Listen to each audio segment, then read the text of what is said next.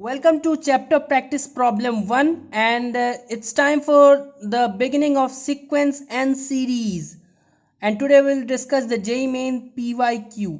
So let me remind you that we have already covered 5 CPP of indefinite integration and a CPP of definite integration as well. So do check this out before watching this video.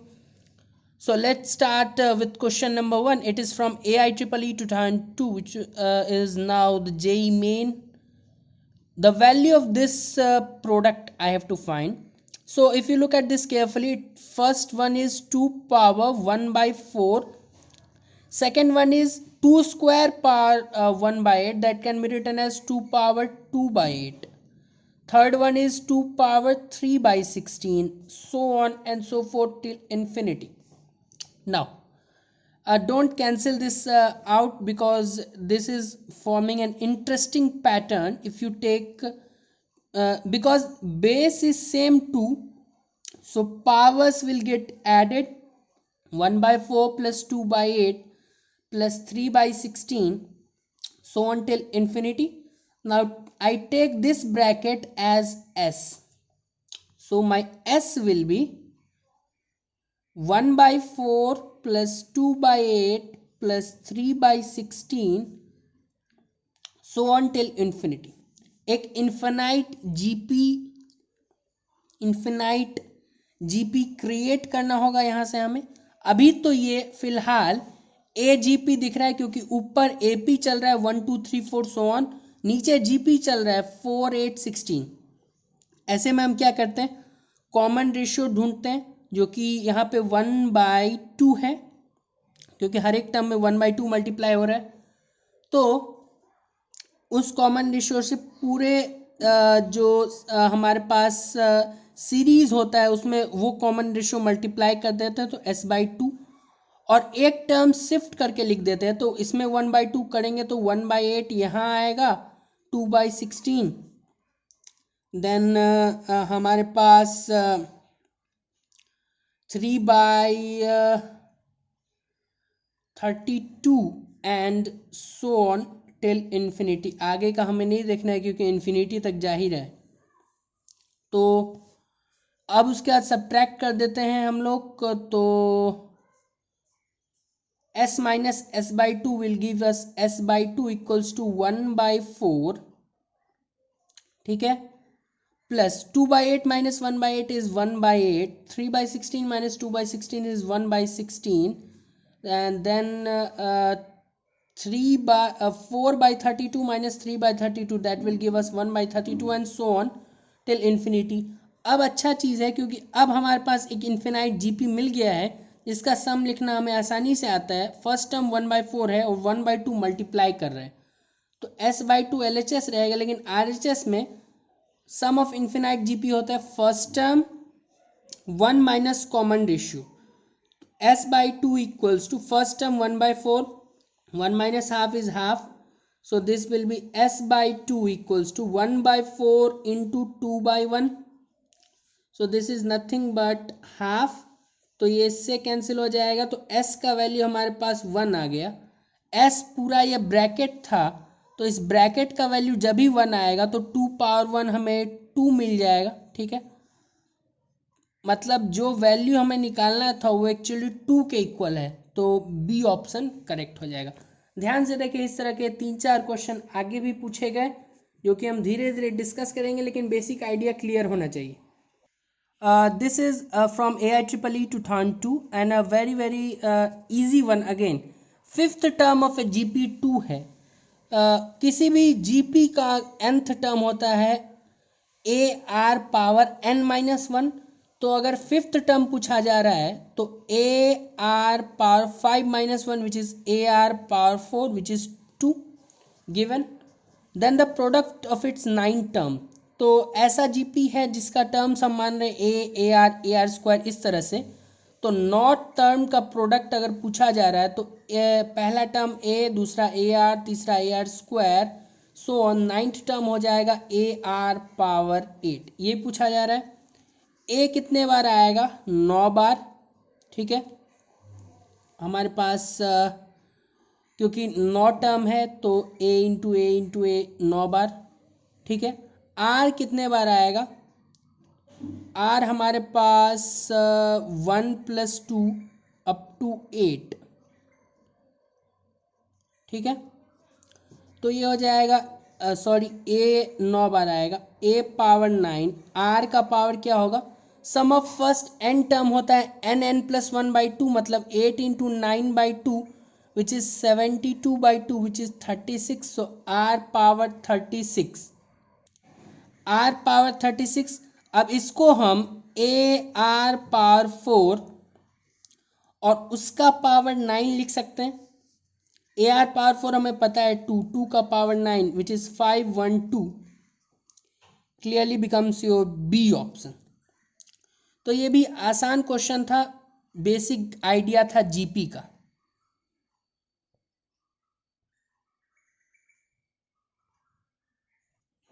Question number 3 है हमारे पास AIEEE 2004 से। इस series का सम निकालना है, infinity तक जा रहा है ये। तो इसके लिए अगर हम ध्यान से देखें तो ऑप्शंस में ई दिख रहा है, इससे हमारा ध्यान जाना चाहिए ई पावर एक्स के एक्सपेंशन से। ई पावर एक्स का एक्सपेंशन याद करने का तरीका है कि 0 से लेके हम जाए आगे तक, जो x का पावर ऊपर नीचे उतना ही फैक्टोरियल, तो x का power 0/0 factorial plus x power 1/1 factorial plus x power 2/2 factorial plus x power 3/3 factorial, so on, ठीक है। तो इसको ऐसे भी लिख सकते हैं ई पावर एक्स इक्वल्स टू, ये हो जाएगा 1, 0 फैक्टोरियल होता है हमारे पास 1, तो 1 plus x plus x² factorial, x³ factorial, so on. ये एक्चुअली होता है एक्सपेंशन, ये तो याद करने का तरीका है, हम यहाँ तक पहुँच जाएंगे। इसी में एक बार पुट x इक्वल्स टू 1, तो अगर x का वैल्यू 1 डाले तो हमारे पास e पावर 1 बनेगा which is e equals to 1 plus 1 plus 1/2 factorial 1/3 factorial, so on. इसी में एक बार x का वैल्यू -1 डालें, e पावर -1 बनेगा, यहाँ पे -1 डालना है तो 1 -1 क्योंकि x की जगह -1 डाला है plus 1/2 factorial, alternate plus minus चलेगा, -1/3 factorial and then plus so on. अब हम इसको let this be equation number 1 and this be equation number 2, दोनों को ऐड कर देंगे तो हमारे पास e plus e power -1 will be equal to 2 times आ जाएगा 1, और जो हमारे पास इवन टर्म्स हैं, इवन नंबर टर्म्स है, वो कैंसिल हो जाएगा। पहला टर्म नहीं कैंसिल हुआ लेकिन दूसरा कैंसिल हो गया, इसी तरह चौथा टर्म कैंसिल हो जाएगा। तो 1 के बाद हमारे पास आएगा ये वाला टर्म, तो 1/2 फैक्टोरियल 2 बार आया है इसलिए हमने 2 पहले ही बाहर कर लिया, प्लस 1/4 फैक्टोरियल, सो ऑन। ये हो जाएगा। अब 2 को इधर ला सकते हैं तो e plus 1/e divided by 2 equals to 1 plus 1/2 factorial 1/4 factorial, so on, ठीक है।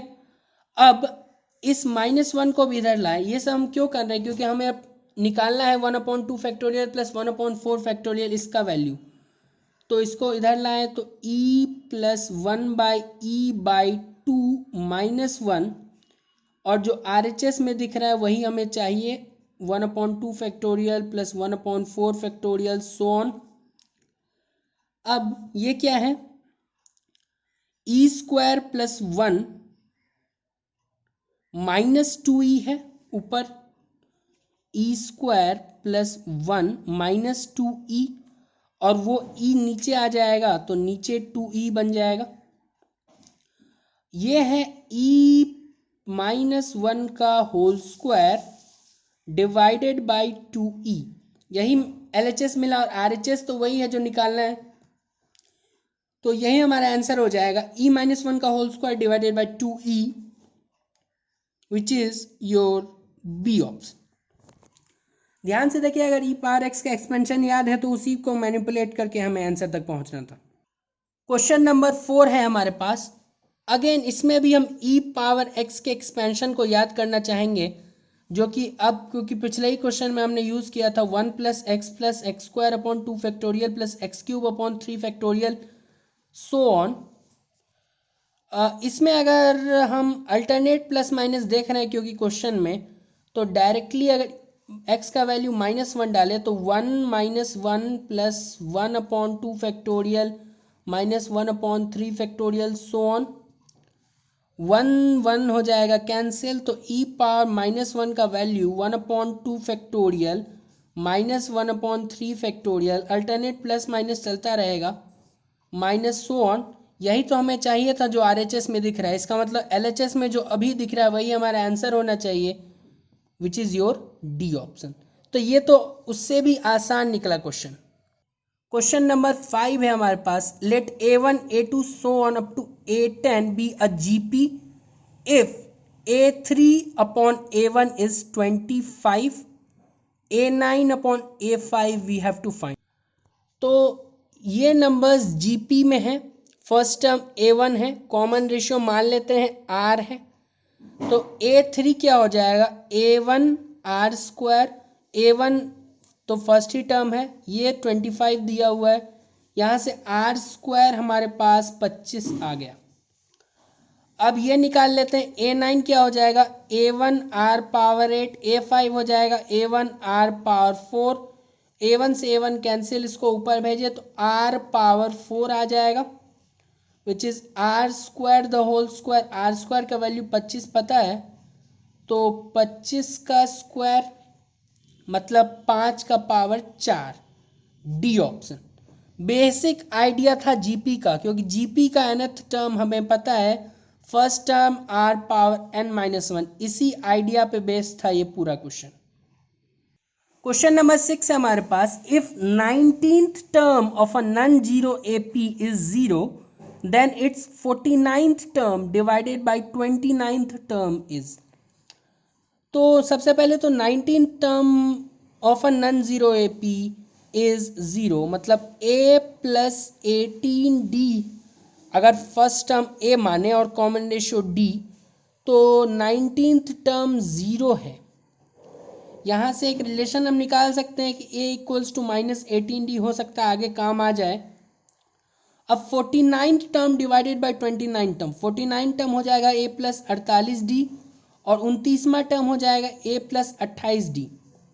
A प्लस A के जगह हम ऐसा करते हैं -18D रख देते हैं, प्लस 48D, सब कुछ D के टर्म में आ जाएगा, -18D plus 28D।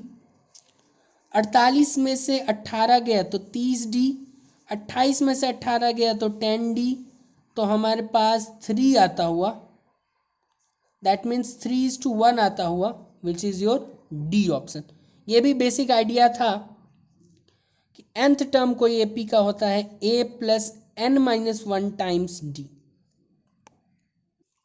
Question number 7 है। If A1 A2 A3 are in AP such that A1 plus A7 plus A16 is 40, then the sum of the first 15 terms of the AP। First term पता है, common difference D मान लेते हैं, तो first term ही रहेगा। 7th term A1 plus 6D लिख सकते हैं और 16th term A1 plus 15D लिख सकते हैं, वो 40 दिया हुआ है, मतलब 3 टाइम्स A1 प्लस 21D ये 40 है, मतलब A1 प्लस अगर 3 कॉमन ले लें तो 7D इक्वल्स टू 40/3 आ जाएगा। This can be used further. Then the sum of first 15 term of a AP, 15 term का सम 15/2 2a1, ठीक है, plus n/2 2a plus n-1, मतलब 14 इंटू डी, ठीक है। 2 बाहर निकाल लें, 15/2 से कैंसिल हो जाएगा, बाहर 15 बचेगा, अंदर a1 प्लस 7d। अब इसका वैल्यू हमें 40/3 पता है, तो 15 इंटू 40/3, तो 5 टाइम्स में कैंसिल हो गया, 200 मिल गया हमें। तो बी ऑप्शन करेक्ट हो जाना चाहिए, क्योंकि a1 प्लस 7d का वैल्यू हमें पता था, इसीलिए हमने आसानी से उसको पुट कर दिया और अपने आंसर तक पहुंचे। Question number 8, if the sum of the first 40 terms of the series given है 3 4 8 9 13 14, रैंडम सीरीज है, इज 102 टाइम्स m, तो m का वैल्यू निकालना है। इंटरेस्टिंग था और इसमें विजुअलाइजेशन जरूरी होता है इस क्वेश्चन को करने के लिए, कि हमें दिखे कि एग्जैक्टली कैसे इसको क्रैक करना है। तो हमारे पास 3 + 4 + 8 + 9 + 13 + 14 + 18 + 19 है, ठीक है, 40 टर्म तक जा रहा है। तो अगर पेयरिंग कर लें, दो दो का पेयर हम अगर बना लें, तो हमारे पास नंबर ऑफ टर्म्स आधा हो जाएगा। पेयर बनाने से मेरा मतलब है कि इस दोनों को सम करके लिख दे, तो 3 4 7, यहाँ 17, फिर 27, फिर 37। अब हमें 20 टर्म्स तक ही सम बनाना है, क्योंकि हमने 2 को 1 कर दिया है। अब ये तो सिंपल एपी है, इसके 20 टर्म का सम हम बता ही सकते हैं। 20/2 2a1 मतलब 14 plus 19 times d which is 10, तो ये तो 10 हो गया, 10 इंटू 190 प्लस 10 204, ठीक है।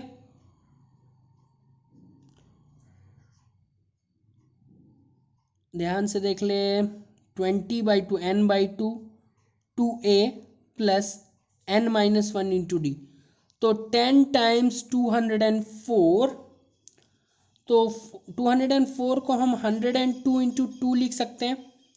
इसको और इसको एक जगह लिख लिया, तो 20 इंटू 102। अब यही तो हमें निकालना है 102 टाइम्स m, तो 102 कैंसिल हो गया, m का वैल्यू 20 आता हुआ, which is your A option. Question number 9 है, the sum this is equal to, integer based question, ये k टर्म का सम है, तो ये हमें पता है कि k into k plus 1 divided by 2 हो जाएगा, first k natural number, summation k equals to 1 to 20। Summation को अलग अलग ब्रेक कर दे, summation k equals to 1 to 20, k²/2 अलग कर ले, plus summation k equals to 1 to 20 k/2 अलग कर ले, हाफ बाहर निकाल ले। समेशन k² क्या होगा, first n sum of square of first n natural numbers, n+1 2n+1 divided by 6, तो k which is varying from 1 to 20, तो 20 इंटू अपर लिमिट पे ध्यान देना होता है, 20 + 1 into 2 into 20 + 1 which is 41 divided by 6। इसमें भी हाफ निकाले तो sum of first n natural number which is n+1 divided by 2। तो अब ध्यान से कैलकुलेशन करें अपना, तो यहाँ से ये हमें देगा 10, 3 से करें तो 3 2 जा 6 3 7, ठीक है, और ये 5 टाइम्स में, तो इधर आ जाएगा हमारे पास 35 इंटू 41 प्लस ये आ जाएगा हमारे पास 10, ये आ गया 5, ये हो जाएगा हमारे पास 105, ठीक है। 35 इंटू 3 होता है हमारे पास 105, तो इसको 35 इंटू 41 प्लस 35 इंटू 3 लिख सकते हैं। 35 लिया common, 41 plus 3 that means 35 into 44। 35 into 44 करे 20 इंटू 12 और 2 14, देन अगेन 140 0 4 5 1 1540। कोई ऑप्शन नहीं है, इंटीजर बेस्ड क्वेश्चन था। Coming to the final question of the day, the product. Again पहले जो क्वेश्चन हमने किया था उससे सिमिलर होगा कुछ concept. 2 power 1/4, 2 power 2/16, 2 power 3/48, 2 power 4/128 so on till infinity. पिछले क्वेश्चन में हमने इसको डिवाइड नहीं किया था, लेकिन इस बार करने से कुछ अच्छा रहेगा तो कर लेते हैं। 1/4, 1/8, 1/16, 1/32 सो ऑन। बेस सेम है, 1/4, 1/8, 1/16, 1/32। इन्फिनाइट जीपी दिख गया होगा ऊपर में। पावर में इन्फिनाइट जीपी है जिसका सम होता है first term 1 minus common ratio. तो 2 का power 1/4, 1 minus half is half, ऊपर जाएगा। ठीक है,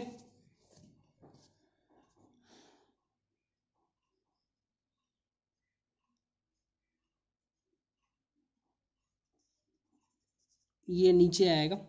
तो 2 का पावर हाफ विच इज √2, तो बी ऑप्शन।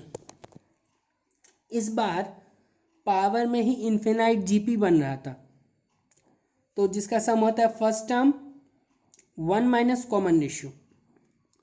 तो 1/4 डिवाइडेड बाय हाफ था तो उसको ऊपर फेंक दिया, 2 पावर हाफ आया which was your B option.